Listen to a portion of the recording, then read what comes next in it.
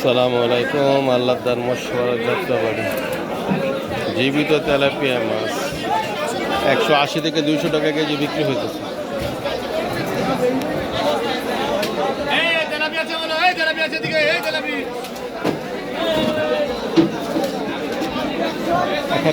এক একটা ওজন প্রায় 800 গ্রামের মতো।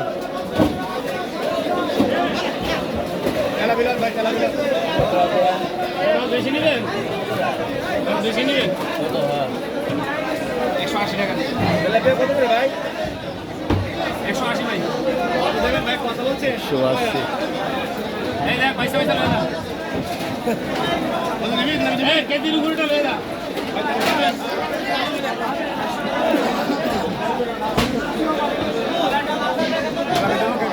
মাছ রাখেন মাছ